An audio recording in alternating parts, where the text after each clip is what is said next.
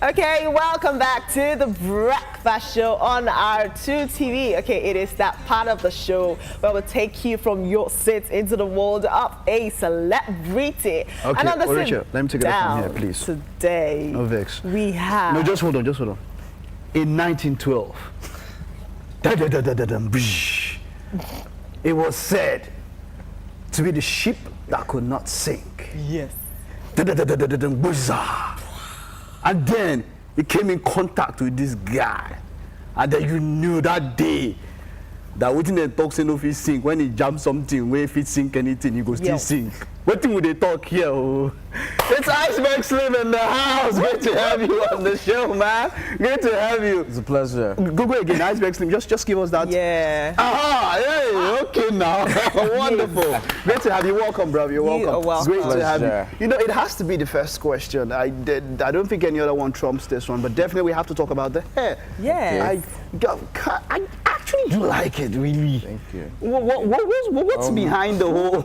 Oh, man, this really does look cool. Anyways, Yes, really does look cool. Really What's the idea behind? Sorry for cutting your hand. No, it's fine. It's fine. It's fine. There's really no explanation for it. Okay.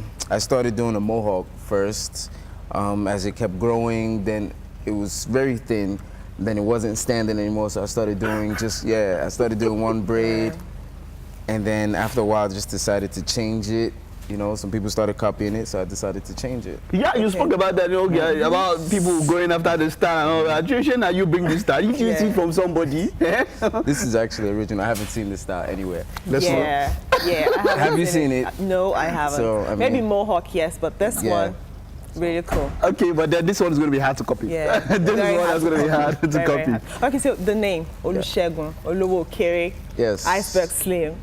I'm like, I Night was expecting something like Shege, Sheg, Shege, or Shekere. Wow. All the way Iceberg Slim. You know? What inspired the name? The original Iceberg Slim was a pimp in the 1950s, 1940s. When I was like 14 years old, I was kind of a ladies' man. I had a few girlfriends here and there. My cousin said that, guy, you're like a pimp. So he said you're like Iceberg Slim. At the time, I didn't know who Iceberg Slim was or anything, but at that age, and someone saying, you're like a pimp, it's cool. It sounded good. It sounded nice, so the name just stuck with me. You know, I've heard this response before. There's always that question about the name, and I've heard this response like he has already planned out. Okay, I didn't know what. But then a pimp named Iceberg Slim. No, call it the full thing. A pimp named Iceberg Slim. Okay, so now definitely let's talk about your foray into music. You started at an early age, and all of that. Born in the US and all that, school there and all that. But then you still had African influences in your music while you were still there. Yes. How did that happen? Just growing up in a church, actually. Grew up in a CAC church in New York, and I was in the choir. I sang in the choir. I played instruments. I played the keyboard. I played the drums. Wow. So my musical influence at that time, I used to listen to a lot of Sunny Ade, Fela, and stuff like that because I couldn't read notes. So I was actually playing by ear. So it's whatever I hear that I play. Wow. So that's why I listened to a lot of like Obesere, Wasiu, a lot of things just influenced. Weren't you weird? I mean, think about it. The young guys are going all Tupac and Biggie, and then this guy is going, oh, no, we got it. Weren't you weird? As in? I mean, at that time, I actually wasn't really exposed to hip-hop or circular music at that time. I was still young, and, you know, we were kind of sheltered. As you know, Nigerians in the US, in New York, it was kind of like, you know, we weren't allowed to go out as much or watch certain TV channels and things like that. So I was just more into the church life and Nigerian music at that early age. And then after a while, as you get older, you get influenced by your atmosphere. Okay, so let's talk about the remake of We Are the World. Okay. What was it like working with all the people that were on that set? What was it like, you know? It was amazing, to say the least. I was humbled to even be a part of that experience. Over 50 artists across Africa, and I was a part of that. It was an amazing experience, and then thinking back to the original song, and you know, the great artists that were on that. So I always think like, okay, one day, you know, there's going to be someone looking back like, oh my God, you know, the same way we look at it, oh, Michael Jackson or Quincy Jones, you know, there's going to be someone that said, oh my God, Iceberg Slim was on that song. No, people named Iceberg Slim. Yeah, it was a very big deal for me. It was a humbling experience, to say the least. Did it boost your career in any way?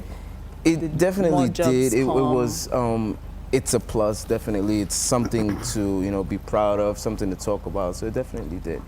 Okay. All right, cool. Now let's talk about education. You chose an interesting course to study. The reason why it's interesting to me is that my school father in high school, he had this knack for solving crime. So he said he wanted to do criminology. And I was wondering, but then you're the closest person I've ever seen to that. That's what I was asking if I call you criminologist. But then, what's the idea behind going to study anything, criminal investigation and all of that? That was what you studied, right? Yes. Okay, so what exactly was it? What was behind the idea? Why did you decide to do that? I don't think there was actually a direct inspiration. I just liked a lot of crime dramas and series on TV. I watched a lot of Law and Order, like shows like that, NCIS. CSI. Yes, and those are the type of movies that I like. Movies that, you know, you're solving a crime, it's requiring thinking and investigation. So after a while, I just felt like, and I took a few courses before I went to university in that. So it was just like something that I was passionate about as well, that I wanted to do, and I felt like, okay, if this is my career path, I can help people through this. But you know, interestingly, this is a guy that I'm not trying to form him. We've had a number of celebrities and all that coming, but this is a guy I would really want to always talk to. I mean, seriously, I'd want to pick his mind. Seriously, I mean, I personally was enthused with Sherlock Holmes. I read the full complete adventure by Sir Arthur Conan Doyle. So I always love surmise and conjecture and all that, but then it's not always like that in real life. Have you ever, considering what you studied, have you ever been to any real crime scene, and have you ever solved any crime scene, any crime case? Have you ever? I mean, maybe crime growing up in the house. Who touched the blood? Exactly. Who stole the meat? Who stole money from mommy's purse? Did you ever? Should we say, what's the most dramatic crime you've ever solved? Yeah. Okay, there was money missing from my mom's purse. Okay. And it wasn't you? It wasn't me. Okay. This time. Okay. It was just doing a process of elimination and just trying to see, you know, after the money was missing, you know, I have 3 other siblings. We're trying to look at, okay, people's spending habits. You know, what did this person buy new clothes? Did this person, you know, get new headphones? Did this person get new shoes? You know, that kind of thing. Does this person go out a lot? And it was just that kind of thing, just snooping around, asking questions like, oh, so what has she been up to? You know, that kind of thing. Yeah, exactly. And then you found out who did it. Who did it? It was my brother. Oh, nice. Okay, so it's Thursday. In the spirit of throwback, let's do a little throwback to the beef with M.I. You had a feeling, you're like, let's talk about that. What went down? What really happened? I know it's been solved, but a lot of people do not know we tend to what went down, what happened. Stories. So just, okay, to cut the long story short. Yeah.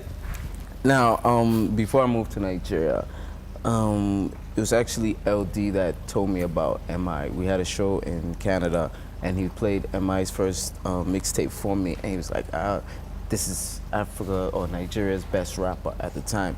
And at that time, I was close friends with Soskid. So I was always thinking like, it would be Soskid that would be the best Nigerian rapper. Because I wasn't really in tune with Nigerian music that much, but Soskid was my friend, so I'm like, okay, it should be him. But after a while, people just started comparing me to M.I. and saying, okay, there's this new guy, blah, blah, blah. Do you think you're better than him, or is he better than you? And I would do several interviews, and that would always be the question. You know, do you think you have what it takes to beat M.I. or blah, blah, blah, blah, blah. So I addressed it and said, am I better than M.I.? I don't know. Am I? Okay. You should ask, am I? So, I mean, it got spun into a situation where it was called beef, fine. But, I mean, I think we've moved past that. Yeah, okay. But, to say the least, it's hip hop, it's friendly competition. Cool. Regardless, I have nothing personal against him, and vice versa. We actually did a song together years later. So, I mean, it's just hip hop. There's that competitiveness in hip hop. Cool.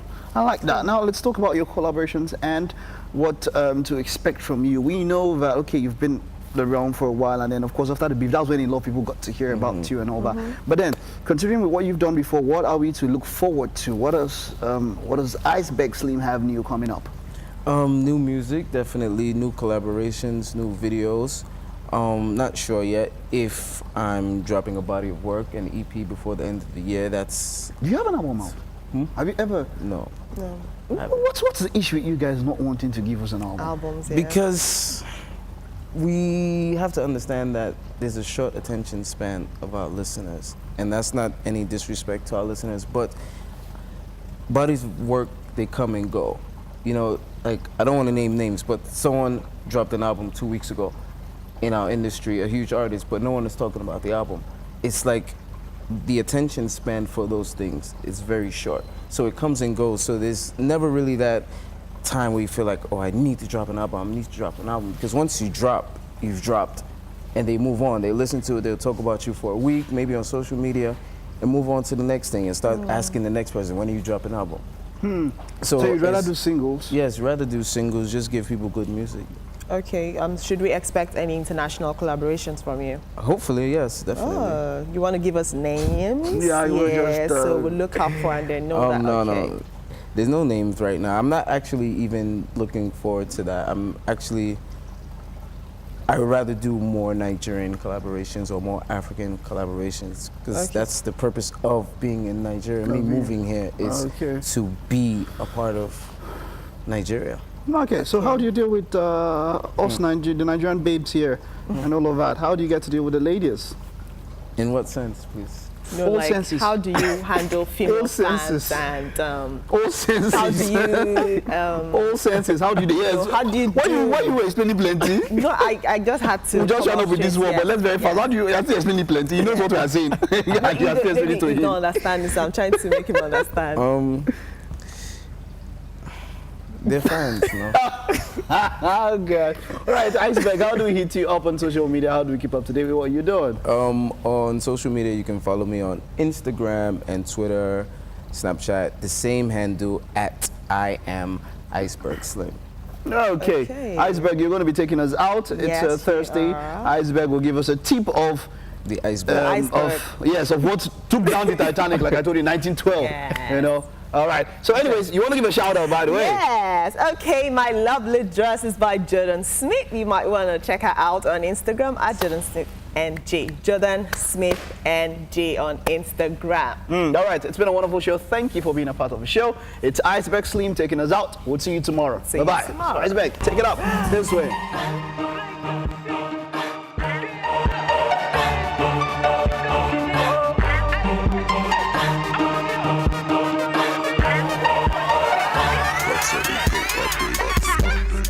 I put my city on another wave. I fucked 2 bitches just the other day. You ain't getting money, get away from me. And if you a hater, don't you come my way. I put my city on another wave. I fucked 2 bitches just the other day. You ain't getting money, get away from me. And if you a hater, don't you come my way. I just wanna hit it with the lights off. So I told the girl, just take your tights off. Tell me if you wanna taste the white sauce. Oops, I made a mess, I gotta wipe off. Why you they form like you not a fan? I know stand if you married or you got a man. I just wanna make you ride like the got a man. I'm not trying to be your boyfriend, that's not the plan. I put my city on another wave. I fucked 2 bitches just the other day. You ain't getting money, get away from me. And if you a hater, don't you come my way. I put my city on another wave. I fucked 2 bitches just the other day. You ain't getting money, get away from me. And if you a hater, don't you come my way. I like my Hennessy with cranberry. I get like 100 niggas way feet die for me. They call me, they go, they spend, we they make my life story. 23 with a million cash and I'm living fast, how much ice on you. My Haitian niggas, they say my boule. I got some girls in Paris that say vous voulez. I make you feel like it's your wedding.